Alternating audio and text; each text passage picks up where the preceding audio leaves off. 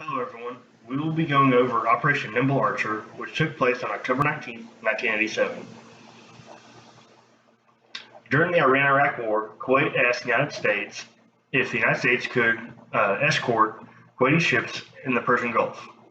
The United States said yes, but requested that these ships be reflagged as United States ships. Reflagging basically means that the ownership changes from Kuwaiti to United States during the time of the escorting. To facilitate the escorts, Operation Earnest Will was put into effect.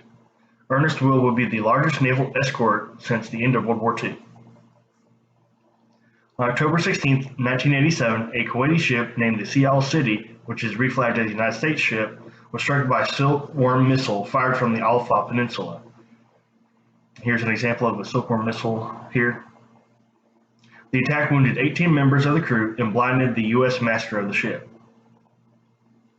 Here we have a map showing Al-Fa Peninsula, and during the time of the event, it was under control by Iran. The United States came up with plans to retaliate against this attack. They were going to attack two oil platforms that Iran controlled in the Persian Gulf. So a sortie was put together to attack those oil platforms. They included the USS Thatch, the commanding ship, the USS Hull, John Young, Kidd, and Leftwich. There was also the USS William, which held two Tomcat fighters that would repel air incursions. Here we have a picture of the USS Thatch, the Hull, John Young, the Kidd, and the Leftwich. On October 19, 1987, the sortie approached the oil platforms. The Thatch gave a 20-minute warning to the personnel on the platforms, and after those 20 minutes, the sortie would open fire on the platforms. And here we have an approximate location of the oil platforms. The sources I looked into said it was about 250 miles from Bahrain.